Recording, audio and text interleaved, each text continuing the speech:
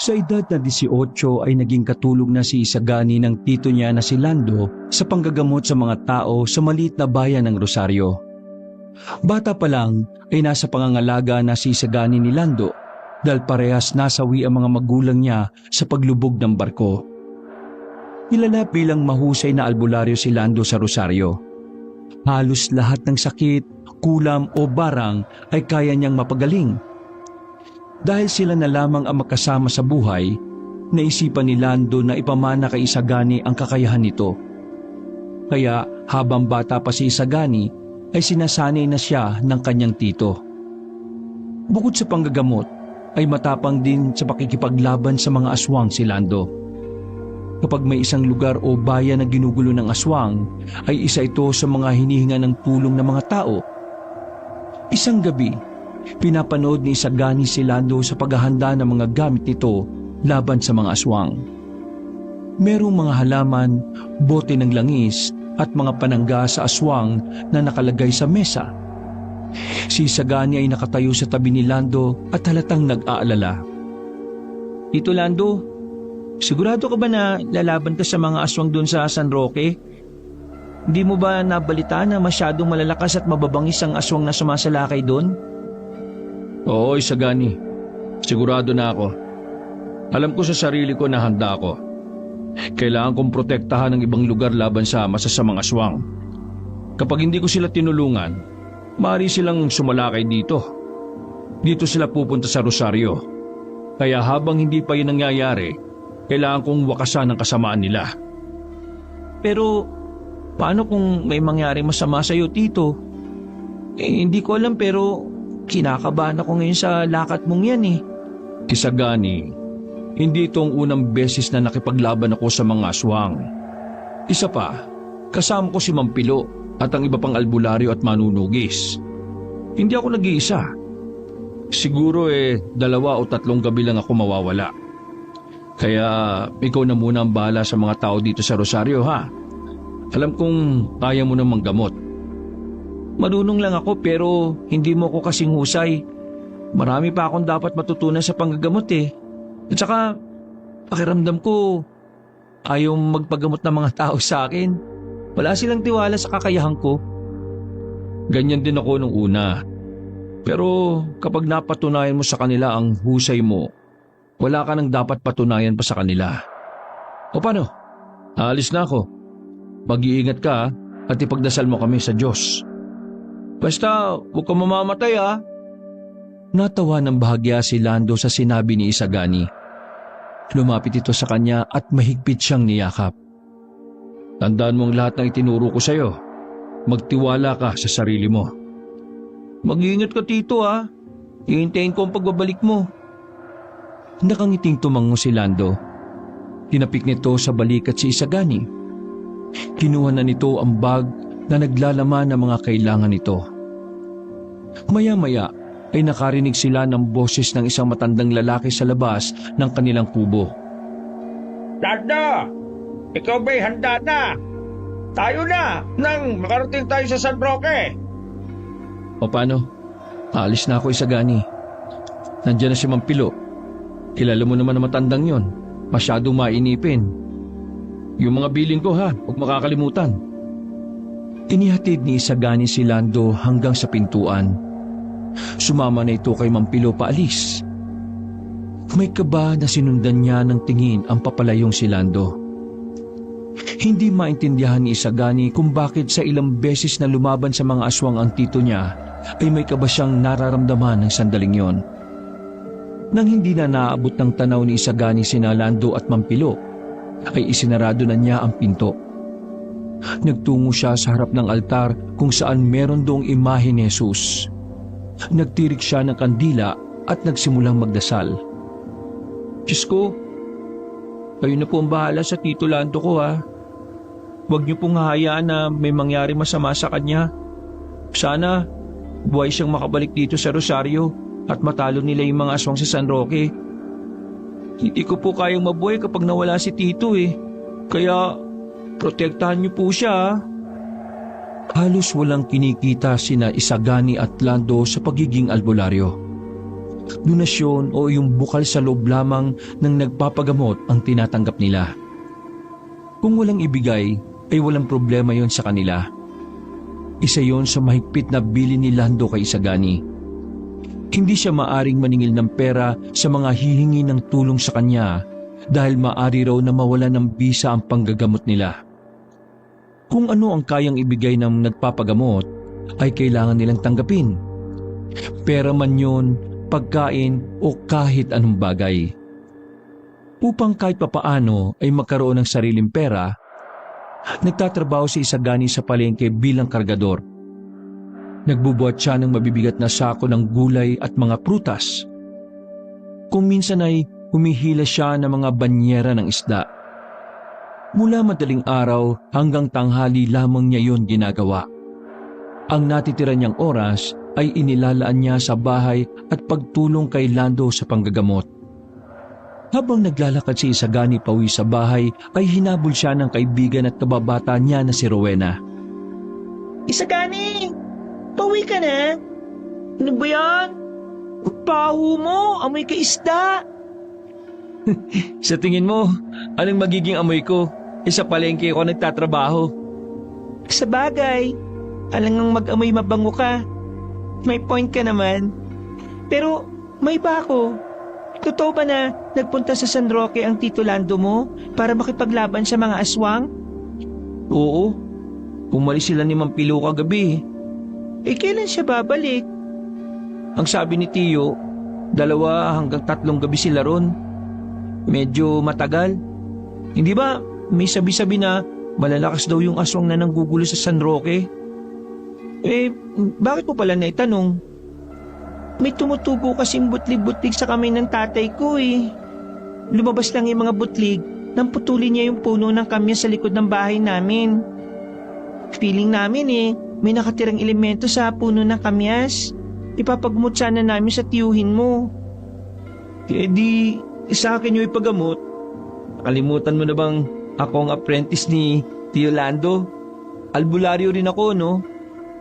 Alam ko, pero... Pero ano? Wala kayong tiwala sa akin. Sus, kaibigan pa naman kita. Tapos, ganyan ka mag-isip sa akin. Kagaya ka rin pala ng ibang tao dito na porki bata pa ako walang tiwala sa kakayahan ko bilang albularyo. Alam mo, ang drama mo. Bakit hindi ka nalang mag-artista? O sige na, kakausapin ko si tatay. Sasabihin ko na wala si Kuya Lando. Kapag okay na sa kanya na ikaw ang gagamot sa kanya, pupunta kami sa bahay niyo mamayang hapon ha. Matapos yon ay nagpaalam na si Rowena kay Isagani. Nagpatuloy na siya sa paglalakad hanggang sa makauwi sa bahay nila. Kahit ramdam ni Isagani ang pagod ay nagdasal muna siya para sa kaligtasan ng kanyang tiyo Lando. Pagsapit ng hapon ay dumating si Rowena at ang tatay nito sa bahay ni Isagani upang ipagamot ang tumutubong mga butlig sa kamay nito. Matamang tiningnan ni Isagani ang mga butlig. Maliliit ang mga yon at may tubig sa loob. Sa tingin ko, hindi ito gawa ng elemento. Marahil meron kayong nakain na malansak kagaya ng itlog o isda. Nung isang araw, itlog ang ulam namin. Pero hindi ba dahil yun sa pinutol ni tatay yung puno ng kamya sa likod ng aming bahay? Hindi yun ang nakikita ko Allergy ito sa pagkain. Lumawa ang tatay ni Rowena. Ayon dito, matagal na itong kumakain ng itlog at noon lang yun nangyari. Kung makapagsabi raw si Isagani ng allergy ay para itong doktor at hindi isang albularyo. Dahil yun po ang nakikita ko sa kaso nyo. Hayaan nyo po't bibigyan ko rin kayo ng halamang gamot para dyan. Siguro may iba pa kayong kinain bukod sa itlog. Kita ni Isagani na hindi kumbinsido ang tatay ni Rowena sa mga sinabi niya. Ramdam niya ang kawalan nito ng tiwala sa kanya dahil bata pa siya. Kukuha na sana siya ng halamang gamot ngunit pinigilan siya ng tatay ni Rowena. Hihintay na lang daw nito si Lando saka ito magpapagamot uli. Malakas daw kasi ang kutob nito na elemento ang dahilan kung bakit nagkaroon nito ng maraming butlig sa kamay.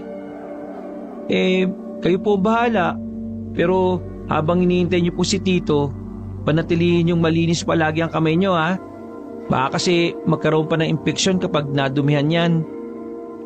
Walang imik na umalis ang tatay ni Rowena, habang ang kaibigan niya ay nagpaiwan doon. Pasensya ka na sa tatay ko ha. Bugnutin talaga yun eh. Mukha namang hindi siya nabugnot sa akin eh. Ang totoo, wala siyang tiwala sa kakayahan ko. Hindi sa ganun. Basta, ako may tiwala ako sa'yo. Di ba? Noon nagkaroon ako ng sugat kasi nadapa ako, tinapala mo ng nginuyang dahon ng bayabas yung sugat ko sa tuhod. Ayun, natuyo agad yung sugat, di ba? Sus, napaka-basic naman ang gamot nun. Basta, number 1 fan mo ko, no? Teka, sundan ko na si tatay. Baka magalit pa yun sa akin. Bye, Isagani. Isang malalim na paghinga ang pinakawala ni Isagani habang pinagmamasdan niya ang papalayong si Rowena. Hindi niya alam kung kailan ba niya makukuha ang tiwala ng mga taga-Rosario. Ang kailangan niya lang naman ay bigyan siya ng mga ito ng pagkakataon na patunayan na kaya niya rin ang ginagawa ni Tito Lando niya. Kinagabihan, habang kumakain ng hapunan si Isagani, ay nagtungo sa bahay nila ang kapitbahay nila na si Aling Marta. Kasama nito ang 5 taong gulang nitong anak na si Nena. Nakita niya ang maraming sugat ng bata sa binti at paa nito. May malaki at meron ding maliit lang. Baka sa mukha ni Aling Marta ang pag-aalala. Ayon dito, 1 linggo na pero hindi pa rin gumagaling ang sugat ni Nena. Huwag po kayo mag-alala, Aling Marta. Bibigyan ko po kayo ng halamang gamot na makakatulong sa sugat ni Nena. Nagtungo si Isagani sa likod ng bahay. Kumuha siya ng ilang piraso ng halamang gamot at ibinigay niya yun kay Aling Marta. Bago po matulog si Nena, pakuluan niyo ang mga dahon na to ha. Palamigin niyo ng kaunti yung pinagpakuluan. Yung maligamgam lang, tapos gamitin niyo yun sa paglanggas sa mga sugat niya. Tinanong siya ni Aling Marta kung hindi ba pinaglalaroan ng duwende o engkanto si Nena. Mahilig daw kasi maglaro ang anak nito sa labas ng bahay. Baka raw may natapakang itong elemento. Sinabi ni Isagani na wala siyang nararamdaman na presensya ng elemento kay Nena.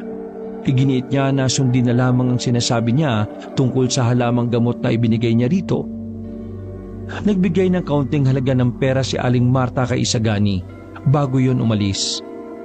Inilagay niya ang pera sa isang garapon kung saan inilalagay nila ang mga perang ibinibigay ng mga tao. Saka lang muling tinapos ni Isagani ang pagkain. Bago siya matulog ay muli siyang nagdasal sa altar para sa kaligtasan ng Tito Lando niya. Nang sumunod na araw, habang may buhat na 1 sako ng mga gulay si Isagani, ay nilapitan siya ni Aling Marta. Galit siya nitong kinausap. Ayon dito, imbis na gumaling ang sugat ng anak nito, ay mas lalo pang namaga ang mga yon. Napakalakas ng pagsasalita ni Aling Marta kaya maraming tao ang nakarinig. Hiyang-hiya si Isagani. Kasama po yan sa proseso ng paggaling ng mga sugat ni Nena, Aling Marta. Basta, gabi-gabi niyo lang pong gawin yun. Pwede po kayong kumuha ng dahon na yon sa likod ng bahay namin. Masungit na tumanggi si Aling Marta. Sinabi pa nito na nagsisisi ito kung bakit sa kanya pa nito pinagamot si Nena. Dapat daw ay hinintay na lang nila si Lando dahil yun ang totoong albularyo at hindi si Isagani. Labis na nasaktan si Isagani sa mga salitang nakuha niya mula kay Aling Marta. Pakiramdam niya lahat ng tao ay nakatingin sa kanya at hinuhusgahan siya. Hanggang sa makauwi sa bahay ay daladala pa rin ni Isagani ang mga masasakit na salita ni Aling Marta. Malungkot siyang tumambay sa may bintana habang nakatanaw sa labas. Nagulat si Isagani nang biglang sumulpot si Rowena sa harapan. Sa sobrang lalim ng iniisip niya ay hindi na niya namalayan ang pagdating ng kaibigan. Ilang feet na nahukay mo? Ha? Ang lalim kasi ng iniisip mo eh. Mukha kang timang dyan. Paano pakiramdam ko? Hindi ako magiging kagaya ni Tito Lando eh. Anong ibig mo sabihin? Kasi ipinagamot ni Aling Marta yung anak niya sa akin kasi maraming sugat. Sigurado ako na tamang halamang gamot yung ibinigay ko sa kanya eh. Tapos kanina sa palengke, dinalakan ako ni Aling Marta kasi lumala raw yung sugat ng anak niya eh. Pinaliwanag ko na kasama yun sa proseso ng paggaling pero ayaw niya maniwala eh. Pero kapag si Tito Lando nagpapaliwanag sa mga tao, pinapaniwalaan agad siya. Hindi mo kailangan ipagpilitan ang sarili mo sa mga ayaw maniwala sa'yo, Isagani. Mag-focus ka na lang sa mga taong nagtitiwala sa'yo. Saka parang hindi ka pa nasanay sa bunganga ni Aling Marta. Dapat yung bibig niya ang nakakasugat eh at hindi yung anak niya. Uy, huwag ka maingay. Alam mo na kapitbahay namin si Aling Marta eh. Ano kung marinig niya? Dapat nga malaman niya na grabe siya magsalita. O sige na, tumigil ka na Rowena. Natawa si Isagani sa pagiging matapang ng kaibigan niya. Kita mo na? Napatawa kita. Salamat ah. Gumaan ang pakiramdam ko dahil sa'yo. Sus, maliit na bagay. Ay, oo nga pala. Muntikan ko na makalimutan kaya ako nandito. Narinig ko kasi yung chismisan ng mga chismosa sa tindahan ni Aling Tindeng. Alam mo ba na bukas daw uuwi na si Mang Pilo at Kuya Lando? Nagliwanag ang mukha ni Isagani sa sinabi ni Rowena. Ha? Totoo ba yan? Sino may sabi? Chismis nga, di ba? Hindi tayo sure kung totoo o hindi. Basta, yun ang narinig ko. Kung totoong uuwi na sila bukas, ibig sabihin ay isang gabi lang silang nakipaglaban sa mga aswang sa San Roque? Napakagaling talaga ni na Tito Lando eh. Labis na natuwa si Isagani sa nalaman kay Rowena. Kahit paano ay nabunutan siya ng tinik sa dibdib nang malaman niyang pauwi na si Lando. Hindi muna pumasok sa trabaho niya si Isagani. Sa araw na yon, dahil malakas ang kutob niya na uuwi na sa araw na yon ang tito niya, naglinis siya ng kubo nila. Inayos niya ang mga gamit nila sa panggagamot. Upang pagdating ng tito niya ay matuwa ito dahil maayos at malinis ang kanilang tahanan. Nagluto si Isagani ng paboritong ulam ni Lando na sinigang na baboy. Sumapit na ang hapon pero hindi pa rin dumarating ang hinihintay ni Isagani. Ganun pa man, hindi pa rin siya nawala ng pag-asa na uuwi na sa araw na yon ang tito niya. Maya-maya ay dumating si Rowena. Napasimangot si Isagani nang makita ang kaibigan. Uy, bakit nakasimangot ka dyan? Akala ko kasi si Tito Lando eh. Kaya nga ako nandito dahil sa tito mo eh. Ha? Bakit? Kasama mo na ba si Tito? Nasaan siya? Ay, ang OA mo ah. Nakita mo bang may kasama ako? Wala di ba? Ang sabi mo kasi tungkol kay Tito Lando kaya ka nandito eh. Kaya nasaan na siya? Ang totoo, hindi talaga tungkol sa kanya. Pero alam mo bang umuwi na si Mang Pilo? Nakita ko siya sa bahay niya eh. Ano? Pero bakit wala pa rito si Tito Lando? Sa akin mo ba talaga tinanong ah? Kasama ba niya ako na nakipag-wrestling sa mga aswang sa San Roque? Nagdesisyon si Isagani na puntahan si Mang Pilo upang tanungin ang matanda tungkol sa tito niya. Sinamahan siya ni Rowena. Naabutan nila si Mang Pilo sa labas ng bahay nito. Nakaupo ito sa isang mahabang upuan. Napansin ni Isagani ang pagkabahala sa mukha ng matanda kaya may kaba siyang naramdaman. Mang Pilo, nakabalik na po pala kayo? Nasaan na po si Tito Lando? Hindi agad nakapagsalita si Mang Pilo. Nakatitig lang ito sa mukha niya. Tila may kung anong pumipigil dito para sagutin ang tanong niya. Mang Pilo, wag naman po kayo manahimik. Kinakabahan ako eh. Isang malalim na paghinga ang pinakawalan ni Mang Pilo. Dahil kailangan mo talagang kabahan, Isagani. Hindi magandang sasabihin ko sa iyo kaya humanda ka. Isagani, may nangyaring masama sa Tito Lando mo. Diyos ko, dapat tayo ng mga aswang si Kuya Lando. Paano na ang rosaryo? Paano na ang may sakit dito? Diyos ko, bakit siya pang namatay? Bakit hindi yung matagal nang nabubuhay dito sa mundo? Tumigil ka, Rowena. Bakit hindi mo pa diretso na gusto mong ako yung namatay? Hindi namatay si Lando, no? Ay, sorry po. Na-carried away lang po. Kung hindi patay si Tito, nasaan po siya? Doon na nagsimulang magkwento si Mampilo. Ayon dito, hindi nila naubos ang mga aswang sa San Roque. Maraming namatay na mga aswang, ngunit may ilan na nagawang makatakas. Sa kasamaang palad, tinangay ng mga nakatataas na aswang si Lando. Hindi na raw natulungan ni Mampilo si Lando dahil napakabilis ng mga pangyayari. Mas lalong lumala ang pag-aalala ni Isagani nang malaman niya ang nangyari sa Tito Lando niya. Paano na po si Tito? Paano kung patayin siya ng mga aswang na dumukot sa kanya? Huwag kang mag-alala, Isagani. Dahil yung ibang kasama namin hinahanap na siya. Hindi sila titigil hanggat hindi nila nababawi ng buhay si Lando. Umuwi lang ako kasi masyado na akong napagod eh. Yung mga mas bata at mas malalakas ang naghahanap kay Lando. Ano pong gagawin ko? Baka may maitulong ako. Sa ngayon ang magagawa mo na lang ay ang magdasal at maghintay. Nang sandaling yon, pakiramdam ni Isagani ay gumuho ang mundo niya. Yung alam niya na dinukot ng mga aswang ang tito niya ay isang napakasamang bagay na. Kung ano-ano na ang tumakbo sa utak niya. Baka sinaktan na ng mga aswang ang Tito Lando niya. O hindi kaya ay may mas malala pang nangyari rito. Bagsak ang balikat na umuwi si Isagani sa bahay nila. Kasama niya pa rin si Rowena na kagaya niya ay nag-aalala rin. Isagani, huwag kang mag-iisip ng kung ano-ano ha. Saka huwag kang gagawa ng pagsisisihan mo rin sa huli. Parang hirap gawin ang mga sinasabi mo eh. Hindi ko kayang magdasal at maghintay lang dito sa bahay habang hindi ko alam kung buhay pa ba ang tito ko.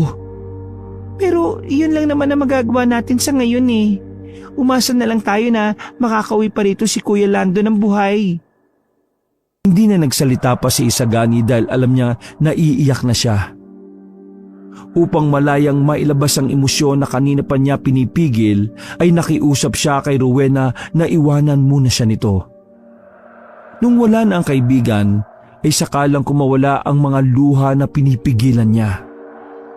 Mabilis na kumalat sa buong Rosario ang pagdukot ng mga aswang kay Lando. Lahat ay nagkaroon ng pag-aalala para sa mahusay na albularyo. Ngunit alam ni Isagani na nag-aalala lamang ang mga tao dahil kailangan ng mga yon ng tito niya sa tuwing merong may sakit sa mga ito. Isang buwan ang lumipas pero hindi pa rin bumabalik si Lando. Ngunit sa sandaling yon ay hindi pa rin nauubusan ng pag-asa si Isagani. Naniniwala siya at nararamdaman niyang buhay pa ang tito niya.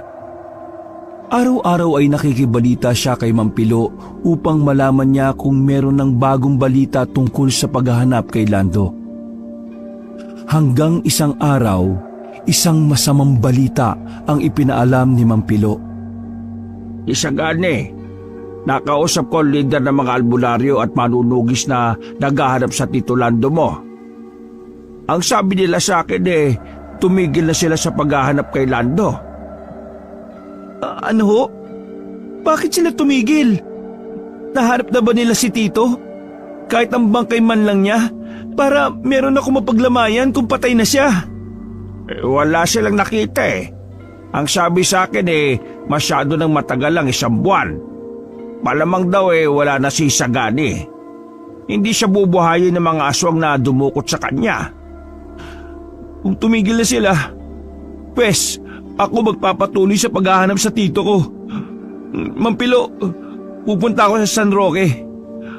Gagalugarin ko ang lahat ng bundok at gubat sa lugar na yon. Hindi ako uuwi hanggat hindi ko nakikita si Tito Lando. Mapanganib ang gagawin mo, Isagani. Hindi mo kakayanin. Wala akong pakialam. Si Tito Lando na lang ang pamilyang meron ako, Mampilo. Hindi ko siya pwedeng pabayaan. Sinubukan siyang paliwanagan ni Mampilo, ngunit sadyang sarado na ang utak ni Isagani. Ang tanging nais niyang mangyari ay ang mahanap ang tito niya. Buhay man yun o isa ng bangkay, Buo na ang desisyon ni Isagani na hanapin si Lando. Alam niya na hindi biro ang gagawin niya dahil malaki ang posibilidad na may mga aswang siyang makaharap. Inilabas niya ang lahat ng aklat ni Lando at hinanap niya ang aklat kung saan isinulat ni Lando ang mga paraan sa paglaban at pagpatay ng iba't ibang uri ng mga aswang. Inabot na siya ng gabi sa pagbabasa. Sinasaulo niya ang bawat salitang naroon. Habang binubuklat niya ang aklat, ay may narinig siyang yabag ng paa sa labas ng bahay. Hindi niya alam ngunit bigla siyang kinabahan. Tumayo siya at dahan-dahang lumapit sa bintana upang sumilip. Nakita niya ang isang anino na papalapit. Madilim na sa labas kaya hindi niya makita kung sino ang taong yun. Sino kaya yun? Napansin niya na mabagal ang paglalakad ng nagmamay-ari ng anino. Natumba pa yun. Tito Lando? Bumilis ang tibok ng puso ni Isagani nang matamaan ng ilaw mula sa poste ang mukha ng lalaki at nalaman niya na ang Tito Lando niya yon. Nagmamadali niyang binuksan ang pinto. Tumakbo siya kay Lando habang nakaupo ito sa lupa. Inalalayan niya ito hanggang sa maipasok niya ito sa loob ng bahay. Pinaupo niya si Lando sa mahabang upuan na gawa sa kawayan. Labis ang awang humaplos sa puso ni Isagani nang makita niya ang itsura ni Lando. Puno ito ng mga natuyong sugat sa katawan. Marumi ito at puno ng putik ang damit. Malaki ang ibinagsak ng katawan nito na parabang simula nang mawala ito ay hindi na ito nagkaroon ng maayos na pagkain. Agad na kumuha ng isang basong tubig si Isagani. Hinayaan niya munang makainom ang tito niya bago siya nagtanong. Tito, ano pong nangyari sa inyo? Ang sabi sa akin naman Pilo dinukot ka ng mga aswang. Paano ka nakatakas sa kanila? Pahabang kwento Isagani. Maaari bang bukas na natin pag-usapan ang bagay na ito? Gusto ko muna magpahinga at matulog. Sige po. Pero papaliguan ko muna kayo bago kayo maiga sa kwarto. Hindi makapaniwala si Isagani na katabi na ulit niyang matulog si Lando. Nang sabihin ni Mampilo na itinigil na ang paghahanap dito, ay inisip niya na baka patay na ang tito niya. Ngunit sadyang mabait ang Diyos dahil buhay na nakauwi si Lando. Hindi man maganda ang lagay nito, ang importante ay buhay ito. Alam niya na hindi siya binigo ng dasal niya sa Diyos. Totoo nga na kapag meron kang gustong mangyari, ipagdasal mo lang yon ng mataimtim at buong puso ay ibibigay sa iyo ng Diyos ang gusto mo sa takdang panahon. Maagang nagising si Isagani kinaumagahan. Naisip niya na hindi muna siya magtatrabaho sa palengke. Sa lagay ni Lando ay hindi niya ito maaring iwanan mag-isa sa kanilang bahay. Nagluto ng almusal si Isagani. Kailangan na makakain na maayos ng tito niya dahil talagang namayat ito ng gusto. Sakto na katatapos lang magluto ni Isagani nang magising si Lando. Agad siyang naghain at ipinagtimpla ng kape ang tito niya. Sa gitna ng pagkain ng magtito ay nagsimula ng magkwento si Lando. Totoo na dinukot ito ng mga aswang. Ginawa itong bihag ng 2 gabi. Narinig ni Lando sa usapan ng mga aswang na papatayin siya at ipapadala ang bangkay niya sa bayan ng Rosario bilang pagiganti sa mga albularyo at mga manunugis na lumalaban sa mga aswang sa San Roque. Gumawa ko ng paraan para makatakas. Sinakto ko na wala akong bantay nang tumakas ako. Nagtago ako sa kabundukan ni Isagani. Naligaw ako't nagutom. Hindi ko na alam ang daan pabalik dito sa Rosario. Ang buong akala ko mamamatay ako ng dahil sa gutom at uhaw. Kapag umuulan sa bundok, doon na ako nakakainom ng tubig. Kahit mga ligaw na hayop, hinuhuli ko at kinakain ko para lang mabuhay.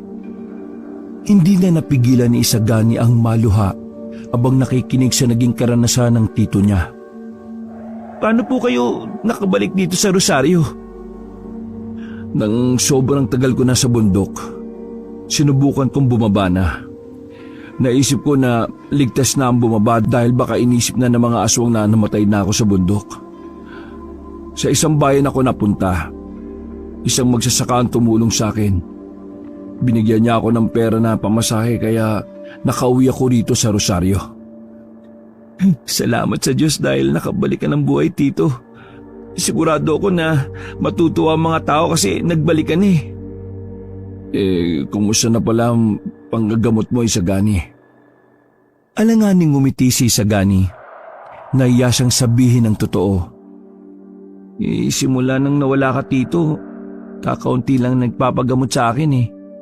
Karamihan pa, hindi naniniwala sa mga sinasabi ko. Wala talaga silang tiwala sa akin eh. Nasa iyo ang tiwala nila. Huwag kang mag-alala. Ngayon nandito na ulit ako matutulungan na kita sa panggagamot. Pero sa ngayon, pwede bang ikaw muna ang manggamot? Kailangan ko pang bumawi sa lakas na nawala sa akin Walang problema sa akin, Tito. Ang tanong kung papayag ba ang mga tao na ako ang gagamot sa kanila? Hayaan mo't kakausapin ko sila. Sasabihin ko na magtiwala sila sa iyo. Wag na, Tito.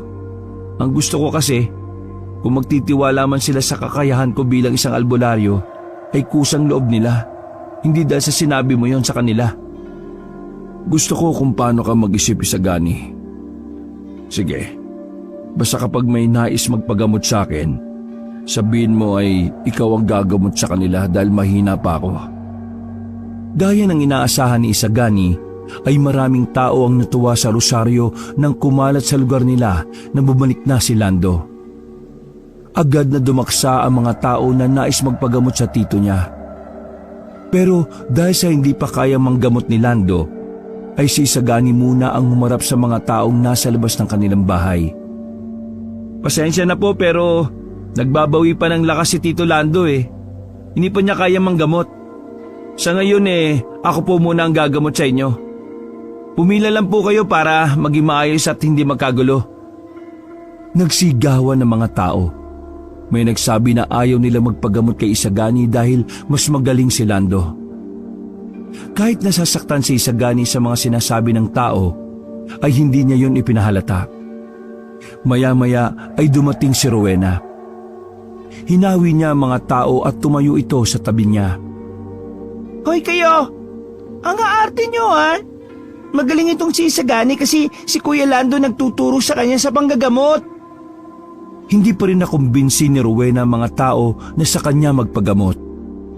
Nag-alisa na lamang ang mga iyon hanggang sa wala nang natira. Ay nako, kito mo na itong mga tao na ito, mga walang utak. Akala ba nila gagaling sila sa pag-walkout nila? Hayaan mo na, hindi naman sila mapipilit na magpagamot sa akin kasi ang gusto nila ay si Tito Lando. Nang pumasok si Isagani sa bahay, ay nakita niya si Lando na nakatayo sa isang sulok at nakatingin sa kanya. Tito, pasensya ka na Umalis na yung mga tao kasi nalaman nila na ako ang gagamot sa kanila Sorry kung hanggang ngayon nabibigo kita kasi hindi ko pa rin makuha yung tiwala nila. Wala kang dapat na ihingi ng tawad sa akin, Isagani. Alam kong ginagawa mo ang lahat para makuha ang loob nila. Hayaan mo, darating din ang araw na ikaw na ang hahanapin nila kapag nagkaroon sila ng sakit. Pagsapit ng gabi ay maagang nagapunan sina Isagani at Lando. Napansin ni Isagani na hindi maayos ang pakiramdam ng tito niya. Nang sinalat niya ang noo at leeg nito ay mainit yon. Gumawa siya ng gamot para sa lagnat at ipinainom niya iyon kay Lando. Nagpaalam na agad si Lando na matutulog dahil mabigat daw talaga ang pakiramdam nito. Alam ni Isagani na mabisa ang gamot na pinainom niya kaya tiwala siya na ayos lang ang kanyang tito. Pagsapit ng 10:00 ng gabi ay natulog na rin si Isagani. Habang mahimbing siyang natutulog ay bigla siyang naalimpungatan. Wala si Lando sa tabi niya. Ang unang pumasok sa isip niya ay baka nagtungo lang yun sa baryo. Nang lumipas na ang halos kalahating oras ay hindi pa rin bumabalik si Lando. Sa takot niya na baka merong masamang nangyari sa tito niya ay bumangon siya at tinungo ang banyo. Hindi niya natagpuan doon si Lando. Hinanap niya sa paligid ng bahay si Lando pero hindi niya pa rin yun nakita. Nagtataka at kinakabahan na bumalik si Isagani sa loob ng bahay. Sa kwarto na lang niya hinintay si Lando. Hanggang sa nakatulog na siya ay hindi pa rin bumabalik ang kanyang tito. Kinaumagahan, nagulat si Isagani ng paggising niya ay meron ng nakahain na almusal. Merong sinangag na kanin, tuyo, itlog at pinisang kamatis. Ikaw ang nagluto niyan, tito? Sino pa ba? Dalawa lang naman tayo dito sa bahay eh. Sige na, kumain ka na. Saka bukas, pwede ka nang pumasok sa trabaho mo sa palengke. Pero, paano ka, tito? Maayos na ba pakiramdam mo? Hindi ka na ba nanghihina? Nakapagpahinga na ako ng ilang araw. Ayos na yon. Isa pa, kailangan ko rin bumalik sa panggagamot. Nakita ko kahapon kung gaano karami ang kailangan kong gamutin eh. Sigurado ka, tito, ah? Oo. Huwag ka mag-alala. Kung hindi ko kaya magsasabi ako sa'yo. Ay, oo nga pala, tito. Saan ka nagpunta kagabi? Nagising ako tapos wala ka sa tabi ko eh. Hinintay kita pero nakatulog na ako kaya hindi ko na alam kung anong oras ka na bumalik eh. Naglakad-lakad lang ako para ma-exercise kahit papaano yung katawan ko. Kita mo na guminhawa na ang pakiramdam ko, di ba?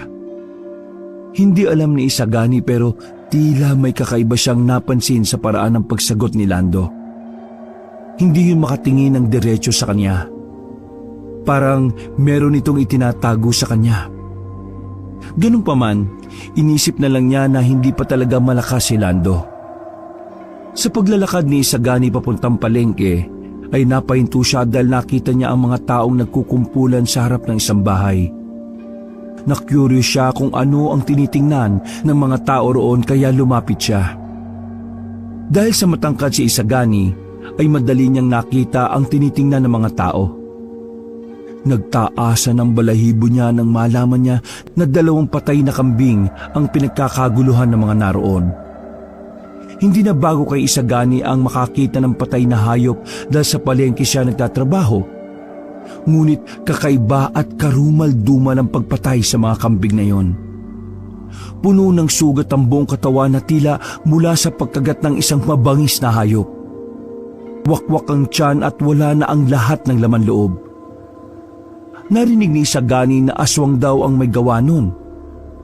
Mukhang nasa Rosario na raw ang mga aswang na dati ay nasa San Roque. Kakatapos lang ng trabaho ni Isagani ay naglakad na siya pauwi. Nadaanan niya si Rowena sa isang maliit na tindahan. Umiinom ito ng soft drinks na nakalagay sa plastic na may straw. Nakita siya ni Rowena kaya hinabol siya nito. Isagani, nabalita mo na ba yung mga pinatay na mga kambing kagabi? Oo, nakita ko kanina nung papunta ako sa palengke. Grabe no, ang narinig ko, aswang daw may gawa nun. Diyos ko naman, nakakatakot na pala rito sa Rosario, Isagani. Saka na tayong matakot kapag sigurado na tayong aswang nga ang may gawa nun. Parang sinabi mo na rin na saka na tayo mag-ingat kapag napatay na tayo ng aswang. Basta, hindi na talaga ako lalabas kapag gabi na.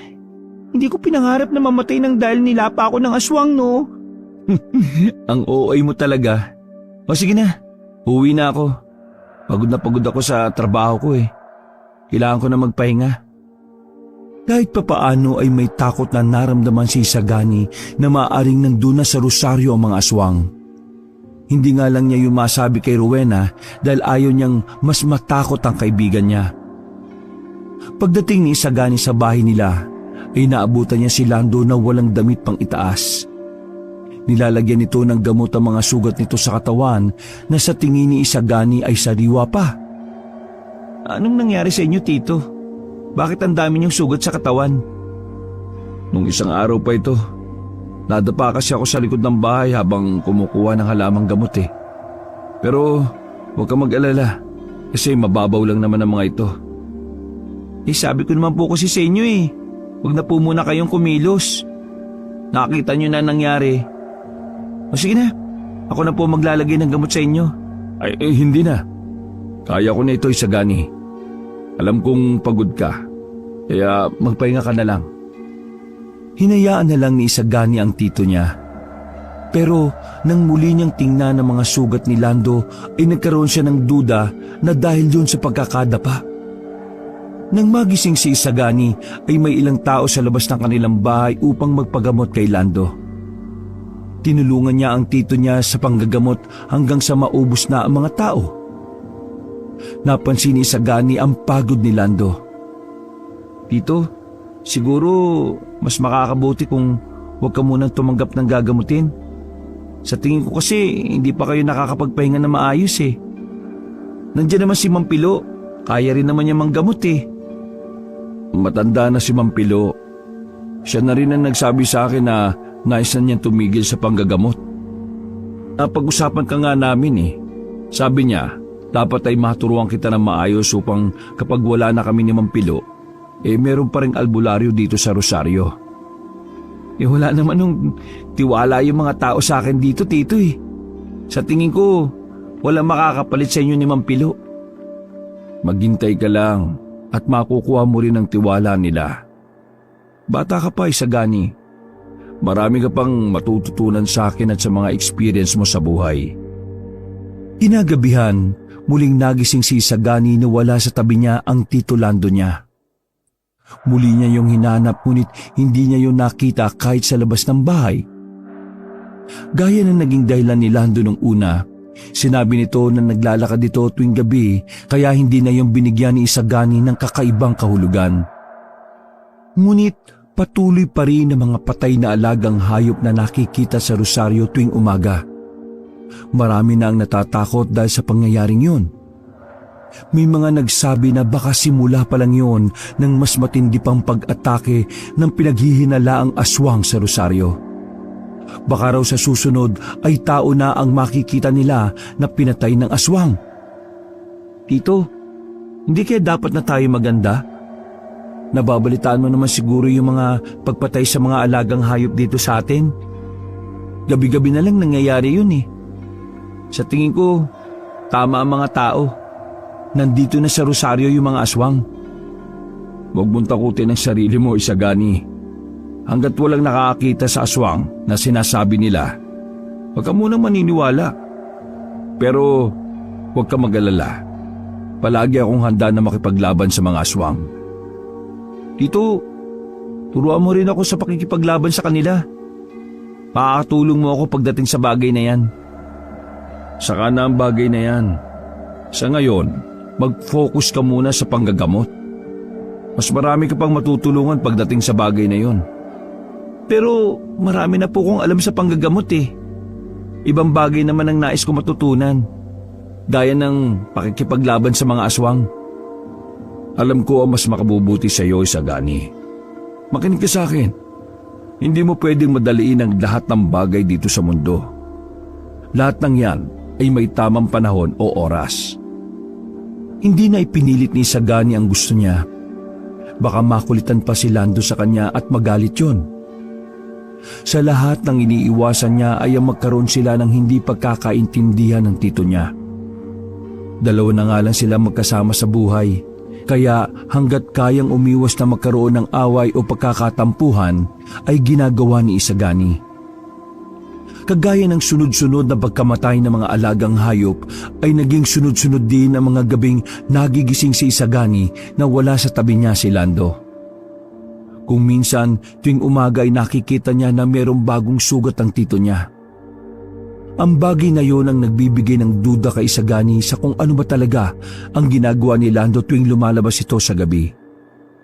Hanggang sa hindi na kinaya ng kuryosidad ni Isagani ang napansin niya kay Lando, siniguro niya na sa gabing yon ay malalaman na niya kung nagsasabi ng totoo ang kanyang tito. Naunang magtungo sa kwarto nila si Isagani. Nagpaalam siya kay Lando na matutulog na siya pero ang totoo ay kasama yon sa plano niya upang malaman ang katotohanan. Sumunod na rin si Lando sa kwarto at humiga na sa tabi niya. Nakapikit si Isagani at nagpapanggap siyang tulog. Makalipas ang ilang oras ay narinig niya ang pagsasalita ni Lando.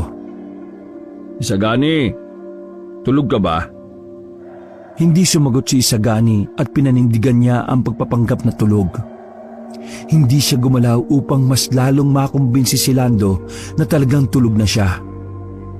Hindi nagtagal ay naramdaman ni Isagani ang pagbangon ni Lando. Nang marinig niya na lumabas ito ng kubo, ay saka siya tumayo upang sundan ito.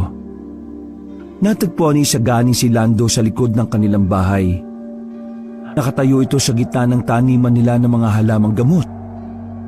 Nang sandaling yon ay nakasilip si Isagani sa maliit na siwang sa dingding na gawa sa pawid. Nanlaki ang mga mata ni Isagani nang makita niya na may nangyayaring kakaiba. Sa katawan ni Lando. Naging mapula ang mga mata nito. Ang balat ay tila naging mas magaspang. At ang kanyang mga kamay ay naging parang mga kuko ng hayop. Anong nangyayari kay Tito Lando? Naging mas malaki ang katawan ni Lando at bagya yung kinubuan ng balahibo. Baka sa mukha ni Lando ang matinding sakit na nararamdaman nito. Naisa nang tulungan ni Isagani ang tito niya, ngunit nang matapos ang pagbabagong anyo ay mabilis itong tumakbo palayo sa kubo. Nakatulalang napatras si Isagani. Sinampal-sampal niya ang sarili dahil inakala niyang panaginip lang ang lahat. Baka sa paraan na yon ay magising na siya sa bangungot na yon. Pero nanatiling gising si Isagani.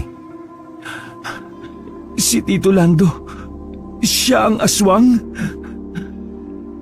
Hindi makapaniwala si Isagani sa kanyang natuklasan. Sa sandaling yun ay hindi niya alam kung ano ang nararapat niyang gawin. Naguguluhan din siya sapagkat hindi niya alam kung kailan pa naging aswang si Lando. Mula pagkabata ay kasama na niya yon. Nagtataka siya kung paano nito naitago sa kanya ang madilim nitong lihim. Hindi na nagawa pa makatulog ni Isagani matapos ng natuklasan niya. Nang humiga siya ay iniisip niya pa rin kung ano ang dapat niyang gawin. Madaling araw nang bumalik si Lando. Dinig niya ang malakas nitong paghingal.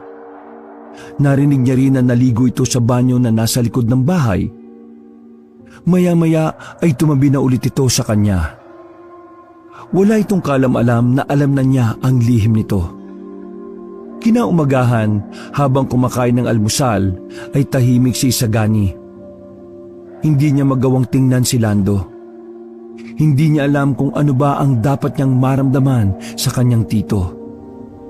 Alam ni Isagani na kailangan niyang malaman mismo sa bibig ni Lando ang katotohanan.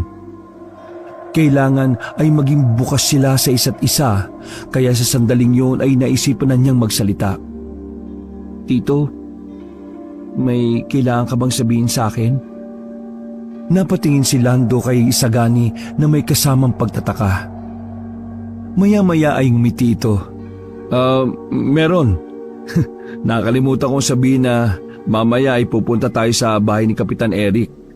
Sabi niya, meron daw nanggagambalang kapre sa anak niya. Titingnan natin kung totoo. Hindi yan ang ibig kong sabihin, Tito. Alam kong alam mo kung ano ang tinutukoy ko. Ha? Hindi kita maintindihan, Isagani. Ano bang ibig mong sabihin? Nakita kita kagabi, Tito. Naging aswang ka. Hindi mo pwedeng itanggihan dahil nakita mismo ng mga mata ko ang pagbabagong anyo mo sa likod ng bahay. Bakit hindi mo sinabi sa akin na aswang ka pala, Tito? Hindi kaagad nakapagsalita si Lando. Baka sa mukha nito ang gulat. Kung iniisip mo na matagal na akong aswang, nagkakamali ka. Sige, aamin na ako sa'yo. Nung dinukot ako ng mga aswang, nagsagawa sila ng ritual upang masalinan ako ng dugo ng pagiging aswang at hinayaan nila ako makatakas. Alam kong alam nila na babalik ako dito sa Rosario.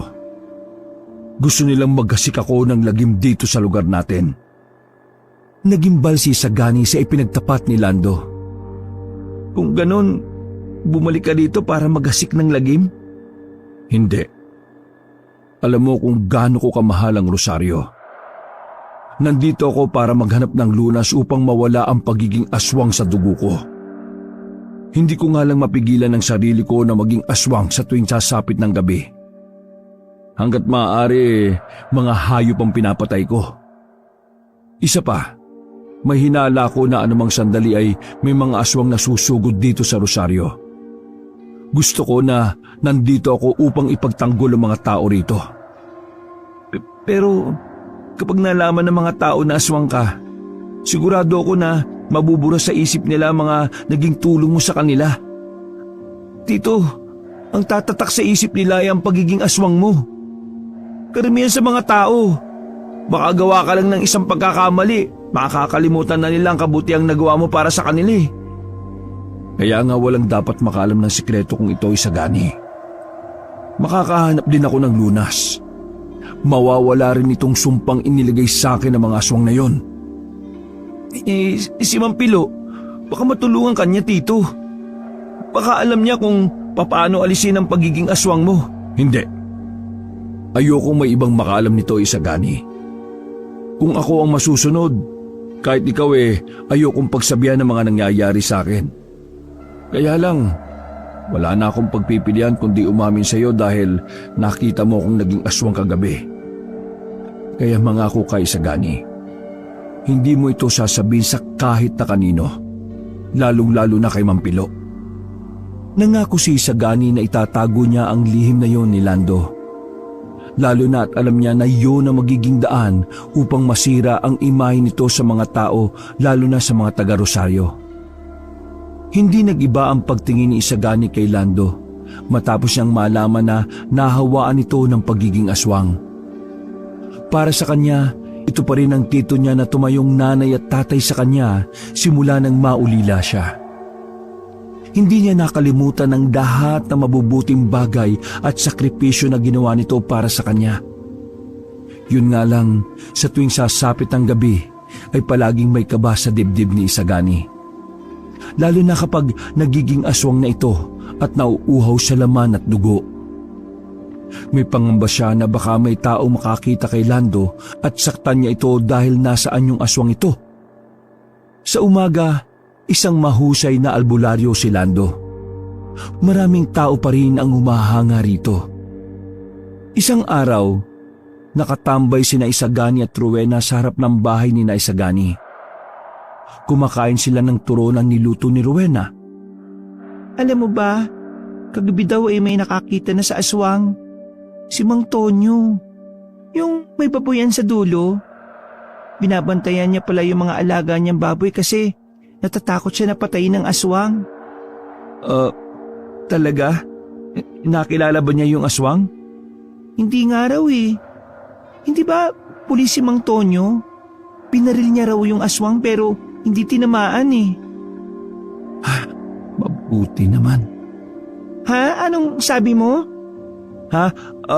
Ang ibig ko sabihin, mabuti naman at wala yatang napatay na baboy yung aswang. Kaya nga eh. Grabe na talaga yung aswang na yun. Dapat mahuli na siya ng mga tao eh. Tapos itali siya sa isang puno at buhusan ng gas. Tapos tapunan siya ng apoy para masunog na siya at mamatay. Grabe na ang perwisyo na dala niya rito sa atin eh. Napatingin si Isagani sa kubo nila at nakita niya si Lando na nakasilip sa bintana. Alam niyang naririnig nito ang mga sinasabi ni Rowena. Napansin niya ang takot sa mukha ng tito Lando niya.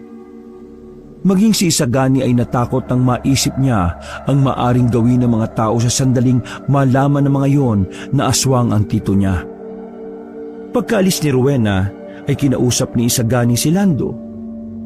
Labi siyang nag-alala para rito dahil muntik na pala itong mabaril ni Mang Tonyo.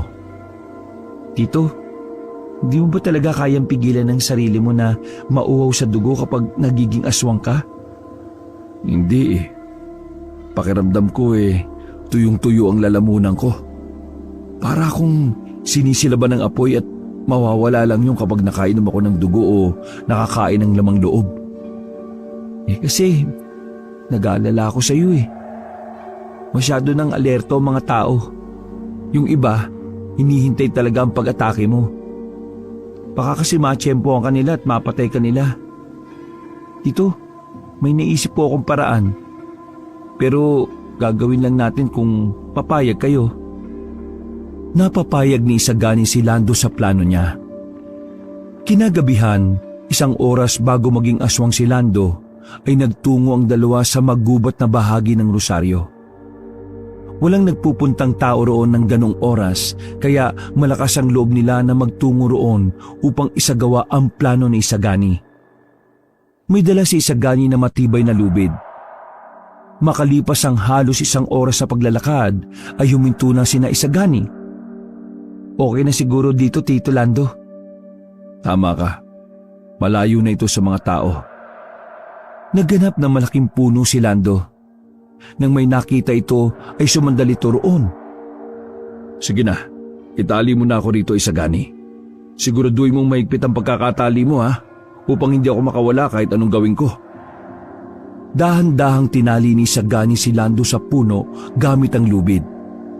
Maingat at mahigpit ang pagkakatali niya upang siguradong hindi makakawala si Lando. Isagani, hindi ko alam kung hanggang kailan ako magiging aswang. Sa totoo lang, nahihirapan na ako eh. Tito, alam kong mahirap pero kailangan natin magtulungan. Hindi kita pababayaan. Paano kung tuluyan na ako maging aswang? Paano kung makasakit ako ng mga tao sa baryo? Kaya nga tayo nandito sa gubat eh. Dito kita itatali tuwing gabi para siguradong hindi ka makakapaminsala habang hindi pa natin alam ang lunas para dyan. Sigurado ko ba sa plano mo na ito? Baka makawala ako at masaktan kita o ang ibang tao. Kailangan natin subukan, Tito eh. Kaysa makapaminsala ka sa baryo. Dito ko na lang sa gubat. Mas mabuti na ito kaysa mapahamak ang mga tao o mga alagang hayop nila. Magtiwala ka lang sa Diyos, Tito Lando. Makakahanap din tayo ng paraan para gumaling ka. Hindi tayo susuko. Pagkatapos itali si Lando, umupo si Isagani sa tabi ng kanyang tito at nagsimulang magdasal. Ang malamig na hangin ay tila nagbigay ng kaunting kalma sa kanilang paligid. Diyos ko, tulungan niyo po kami. Bigyan niyo po ng lakas si Tio Lando na labanan ng sumpa ng pagiging aswang. Makalipas ang ilang oras ay nagbagong anyo na si Lando. Nang hilakbot si Isagani nang masaksihan niya ang pag-aanyong aswang ng tito niya sa malapitan. Nagwala at sumigaw si Lando. Pilit itong kumakawala sa pagkakatali. Mabuti't matibay na lubid ang ginamit ni Isagani kaya walang nagawa ang lakas ni Lando. Nagpatuloy sa pagdarasal si Isagani. Kahit natatakot ay hindi umalis si Isagani sa tabi ni Lando na nasaan yung aswang. Maya-maya ay huminto sa pagwawala ang aswang. Nagmamakaawa ito kay Isagani. Pakawalan mo ako rito. Kailangan ko ng dugo. Kailangan ko ng laman ng tao. Kaunting tiis na lang, Tito. Patawarin mo ako pero kailangan natin tong gawin. Awang-awa si Isagani kay Tito Lando niya. Pero hindi niya ito maaaring pakawalan kahit mukha na itong nahihirapan. Dahil alam niyang kapag ginawa niya yon ay maaari siyang mapahamak. Madaling araw na, unti-unti nang sumisikat ang araw sa silangan. Nang magising si Isagani sa pagkakahiga sa lupa, ay nakita niya si Lando na walang malay na nakatali sa puno. Bumalik na ito sa pagiging tao. Dama niya ang pagod at hirap na pinagdaanan nito sa magdamag na lumipas. Agad na tumayo si Isagani. Ginising niya si Lando. Isagani, malapit na palang mag-umaga. Bumalik ka na sa pagiging tao, Tito. Pwede na kitang pakawalan. Dahan-dahang nilugan ni Isagani ang mga lubid at tinulungan si Lando na tumayo. Nangihina ito at bagaman pagod ay may ngiti sa mga labi nito. Salamat, Isagani. Gumana ang plano mo. Napakagaling mong mag-isip. Ikaw talaga, Tito. Wala kang tiwala sa akin eh. Kahit kailan, hindi ako nawala ng tiwala sa iyo, no? Kung ang ibang tao ay walang tiwala sa iyo, hindi ako kagaya nila. Maraming salamat, Tito. O tara na, at makauwi na tayo. Nang makauwi ang magtiyo ay agad na naghanda ng almusal si Isagani. Alam niya na hindi pa kayang kumilos ng tito niya. Tila lahat ng lakas nito ay naubos dahil ilang oras itong nagwala dahil nais itong makawala sa pagkakatali sa puno. Mamayang gabi pala, ganun ulit ang gawin natin, ha? Tama ka, Tito Lando. Hanggat hindi tayo nakakita ng lunas, magtiis ka muna. Pero talaga bang ayaw mong humingi ng tulong kay Mang Pilo, Tito? Baka alam niya ang gagawin sa problema natin eh. Umiling si Lando. Hindi ko alam ang magiging reaksyon ni Mang Pilo kapag nalaman niyang nahawaan ako ng pagiging aswang. Baka patayin niya ako. Ako na lang ang maghahanap ng lunas sa nangyayari sa akin, Isagani. Ikaw ang bahala, Tito. Pero sana makahanap ka na. Baka kasi kapag tumatagal ang pagiging aswang mo habang buhay ka na maging ganyan. Isa rin niya sa ikinatatakot ko. Pero may awa ang Diyos. Alam ko na hindi niya ako pababayaan. Sa kagustuhan ni Isagani na mawala ang pagiging aswang ni Lando, ay nagtungo siya sa bahay ni Mang Pilo. Wala siyang balak na sabihin dito ang lihim ng tito niya. Ang nais niya lamang ay makakuha ng impormasyon mula sa matandang albularyo. Dahil meron pang ginagamot si Mang Pilo, ay naghintay si Isagani ng ilang minuto bago siya nagkaroon ng pagkakataon na makausap ang matanda. Oh, Isagani, anong ginagawa mo rito? Huwag mong sabihin na magpapagamot ka. Sa pagkakaalam ko bumalik na sa panggagamot si Lando, hindi ba? Hindi pa ako magpapagamot, Mang Pilo. Gusto ko lang pong makipagkwentuhan sa inyo. Tungkol naman saan? Tungkol po sa mga nangyayari noong nakipaglabang kayo sa mga aswang sa San Roque. Ano-ano po ba yung mga ginawa niyo roon, Mang Pilo? Paano niyo napatay yung mga ibang aswang? Bakit hindi ka na lang magpakwento sa Tito Lando mo? Mas maraming may kukwento yon, lalo na sa karanasan niya nung dinukot siya ng mga aswang. Naikwento na po yun sa akin ni Tito Ang gusto ko naman, yung kwento niyo, Mang Pilo. Napakamot si Mang Pilo sa likod ng ulo. Pero nagkwento pa rin ito sa kanya. Ang totoo ay panimula lang yun ni Isagani sa mga tanong na nais niyang itanong sa matandang albularyo. Ipinakita niya kay Mang Pilo na sobra siyang interesado sa mga sinasabi nito tungkol sa pakikipaglaban nito at ng ibang albularyo at manunugi sa mga aswang. Grabe po pala ang tapang niyo, Mang Pilo. Ang dapat sa inyo pinagpapatayuan ng ribulto Para sa akin hindi na kailangan.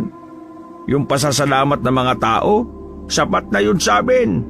Ang mahalaga nailigtas namin kahit papaano ang San Roque sa mga aswang. Yun nga lang, mukhang dito naman sa Rosario nang gugulo yung mga aswang na nakatakas May isa pa po pala akong tanong. Tungkol din po sa mga aswang. Meron po ba silang kakayahan na makapanghawa ng pagiging aswang nila? Oo, meron. Ang tawag doon yanggaw. Meron ding matataas na uri ng mga aswang na kayang gawing aswang ang isang normal na tao sa pamamagitan lamang ng laway nila. Sila yung uri ng aswang na talagang malalakas at matagal nang nabubuhay dito sa mundo. Naku, nakakatakot po pala, Mang Pilo. Paano kung nahawaan ka ng pagiging aswang nila? May lunas o paraan po ba kung papaano mawawala sa dugo mo yung pagiging aswang? Hindi agad nasagot ni Mang Pilo ang tanong na iyon ni Isagani. Tumitig ito ng diretso sa mata niya na parabang bigla itong nagkaroon ng duda. Bakit po? May problema po ba? Isagani, umamin ka nga sa akin. Ikaw ba nayanggaw? Aswang ka na ba ngayon? Po? Hindi po. Porque nagtanong lang ng ganun, aswang na kaagad. Hindi po ba pwedeng curious lang? Grabe naman po kayo manghusga. Mataman siyang tinitigan ni Mampilo. Sinalubong niya mga mata nito nang hindi kumukurap. Tungkol sa katanungan mo, sa pagkakaalam ko walang lunas para maibalik sa normal ang isang tao na nasa linan ng pagkaaswang. Kung meron man hindi ko alam. Kaya sa sandaling mapasahan ka ng pagkaaswang, mawawala lang ito sa iyo kapag ikaw ay namatay na. Ho? Kung ganun, kamatayan ang sagot? Tama ka, Isagani. Kamatayan. Labis na kinilabutan si Isagani sa naging tugon ni Mampilo. Naisip pa lang niya na kailangan mamatay si Lando ay naiiyak na siya. Kahit naging aswang na ang tito niya, hindi niya pa rin nanaisin na mamatay yon. Malungkot na umuwi si Isagani sa bahay nila. Umupo siya sa mahabang upuan sa labas at tumanaw sa kawalan. Sa naging pag-uusap nila ni Mampilo, pakiramdam niya ay tinakasan siya ng huling pag-asa na natitira sa katawan niya. Kung totoo ang sinasabi ng matandang albularyo, ibig sabihin ay wala ng lunas upang bumalik sa normal ang kanyang tito Lando. Hindi na malaya ni Isagani na lumuluha na siya ng dahil sa labis na kalungkutan. Isagani, bakit ka umiiyak? Tanong ni Lando na kadarating lang habang may dalang itong 1 kilong bigas na nasa plastik. Mabilis na pinunasan ni Isagani ang luha sa kanyang mukha. Po? Ano po? Wala po ito, tito. Napuwing lang po ako. Sus, lumang palusot na yan Wala na bang bago? Tumabi si Lando ng upo kay Isagani at inakbayan siya nito. Kasi tito, nagpunta ako kay Mampilo Pero bago ka magalit sa akin, uunahan na kita. Hindi ko sinabi sa kanya ang sikreto mo. Tinanong ko sa kanya kung meron bang lunas kapag nahawaan ng pagkaaswang ang isang normal na tao. Hoy, anong naging sagot ni Mampilo? Ang sabi niya, wala Kamatayan lang daw. Bumakas ang lungkot sa mukha ni Lando. Pero, huwag ka mag-alala, tito. Yun ay base sa kaalaman na meron si Mampilo. Malay natin, meron talagang lunas na alam ng ibang mas maalam na albularyo, di ba? Sige, pumasok ka na sa loob ng kubo at magsaing. Nagugutom na ako. Mabuti pa magbukas na lang tayo ng dilata para meron tayong ulam. Alam ni Isagani na nabawasan ng pag-asang meron si Lando dahil sa sinabi niya. Kaya iniba na nito ang usapan. Nagkaroon siya ng pagsisisi kung bakit pa niya sinabi sa tito niya ang bagay na yon. Tahimik ang gabing yon. Kagaya ng nakasanayan ni na Isagani at Lando ay nagtungo sila sa gubat. Halos 1 buwan na nilang ginagawa ang bagay na yon. Ilang minuto bago maging aswang si Lando ay naitali na siya ni Isagani sa isang malaking puno. Alam mo, Isagani, sa tingin ko ay nakakatulong sa akin ang pagtali mo sa akin dito sa gubat. Po? Bakit naman po, tito? Kapag nagiging aswang ako, hindi na ako masyadong nauuhaw sa dugo.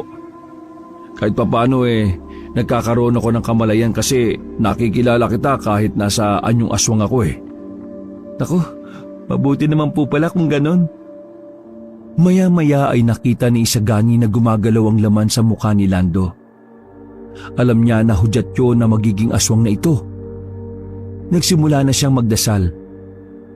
Sa gitna ng pagdarasal ni Isagani, ay unti-unti nang nagbago ng anyo si Lando.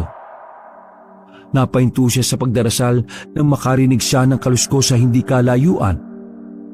Kinakabahan na luminga sa paligid si Isagani.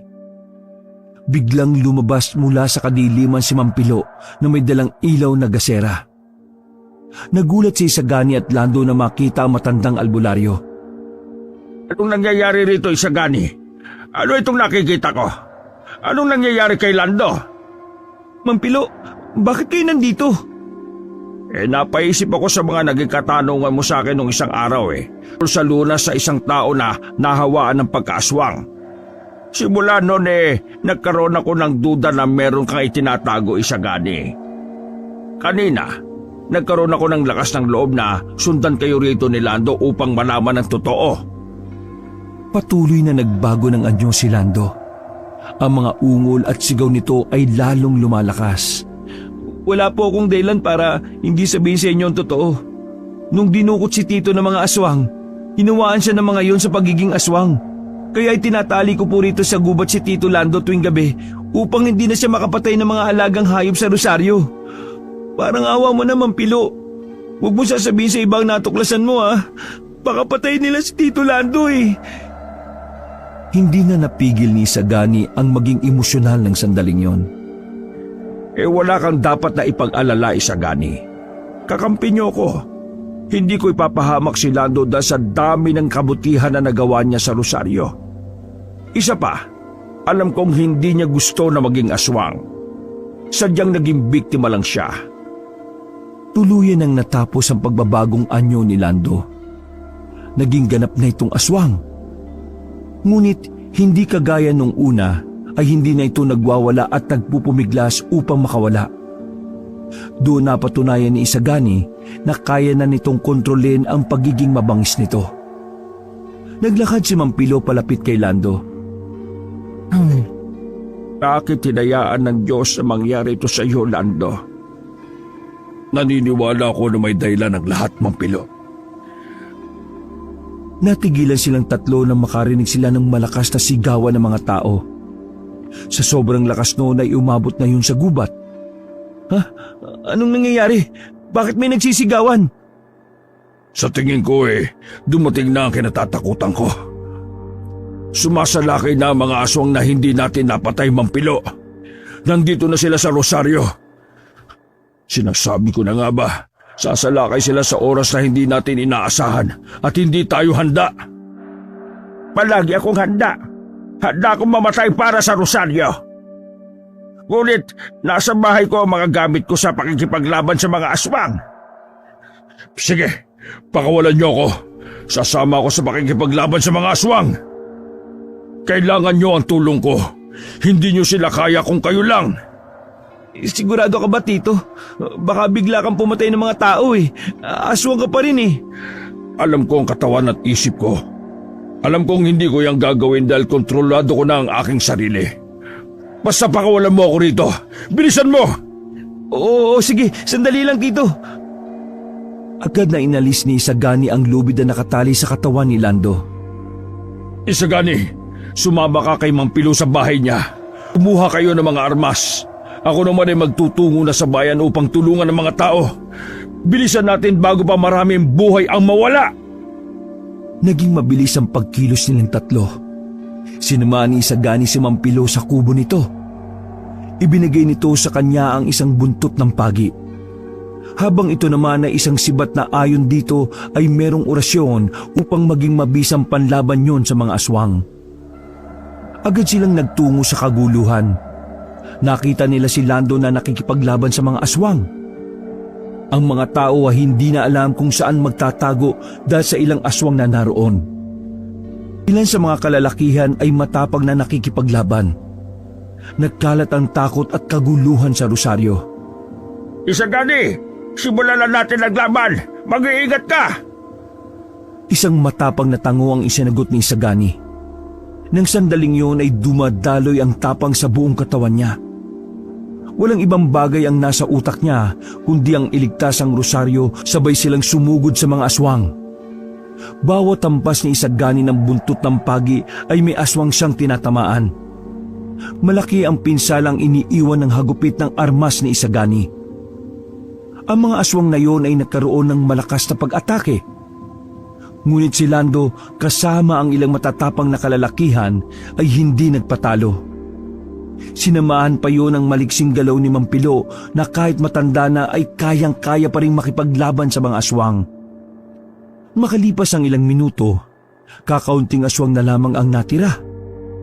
Naging pabor ang laban sa mga taga-Rosario dahil sa kanilang pagtutulungan. Hanggang sa isa-isa nang tumakas sa mga aswang. Maya-maya ay wala nang natira sa mga aswang at doon na masayang nagsigawan ng mga tao sa labis na kasiyahan. Hanggang sa may isang babae ang takot na sumigaw. Sinabi nito na mayroon pang isang aswang ang naroon. Nanlaki ang mga mata ni Isagani nang malaman niya na ang tinutukoy ng babae ay ang kanyang Tito Lando. Pinalibutan ng mga kalalakihan si Lando. May dala mga yon ng itak at mga kawayan na may matulis na dulo. Nagsigawan ng mga tao. Lahat ay nagsasabi na patayin na ang aswang na yon. Wag! Wag niyo siyang saktan! Si Tio Lando yan! Tumigil kayo! Siya ang tumutulong sa atin! Hindi natin siya dapat saktan! Hindi niyo ba nakita na marami siyang pinatay na aswang?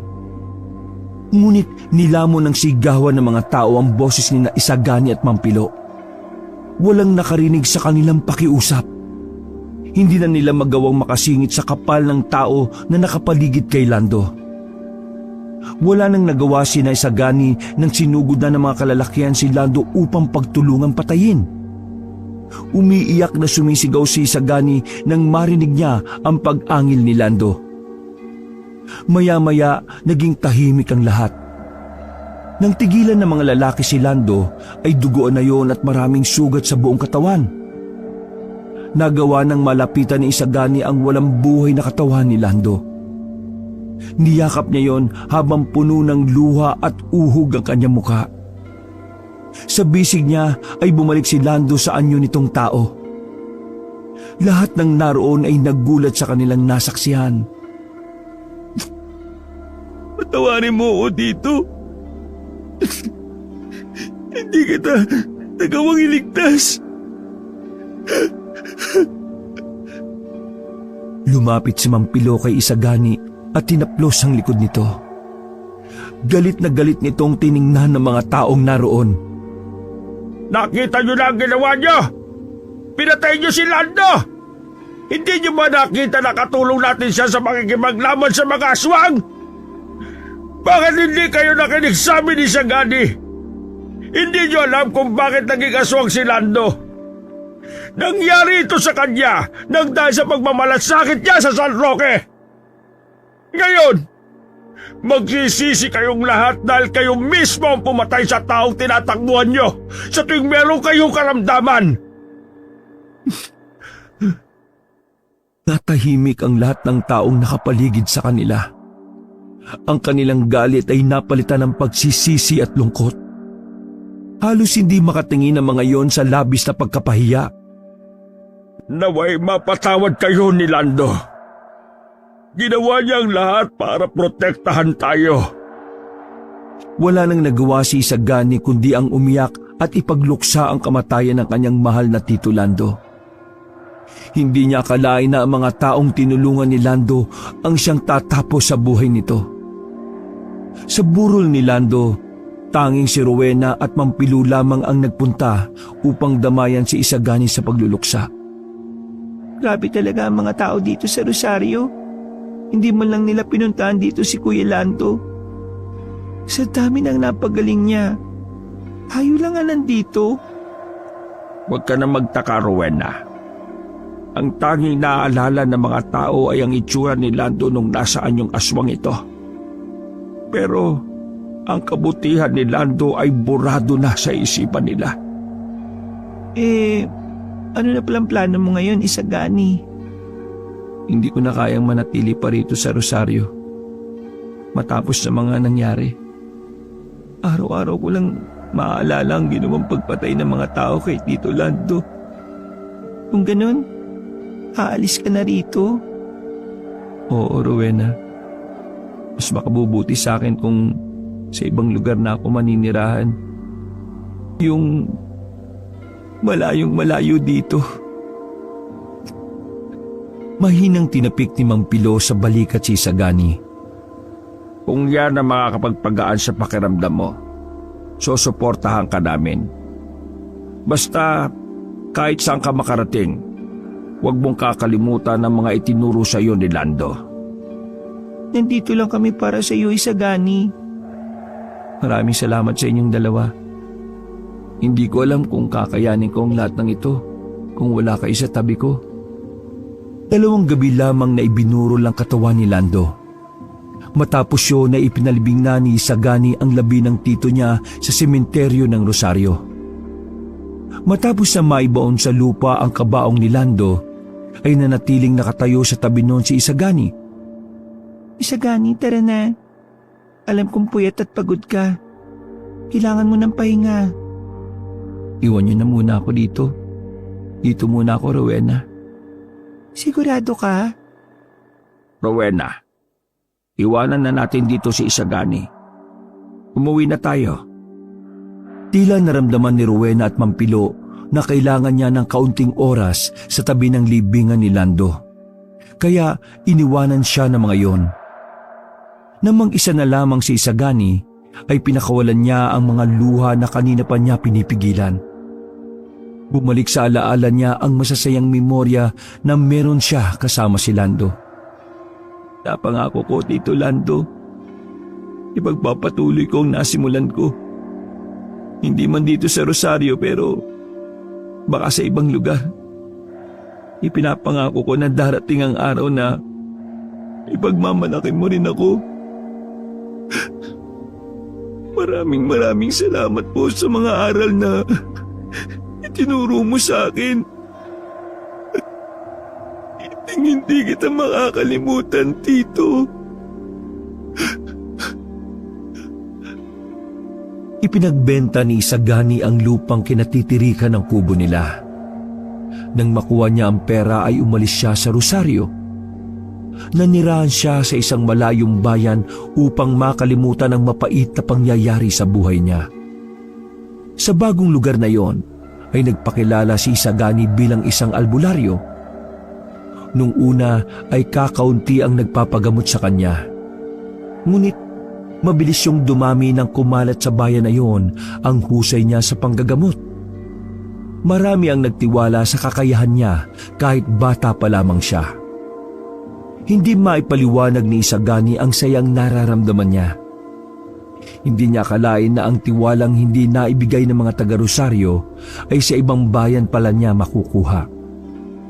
Makalipas ang ilang taon ay bumalik si Isagani sa Rosario upang bisitahin sina Rowena at Mampilo. Masaya ang dalawa nang malaman ng mga ito ang magandang kapalaran na natagpuan niya sa lugar kung saan siya nakatira sa kasalukuyan. Wakas. Sa edad na 18 ay naging katulong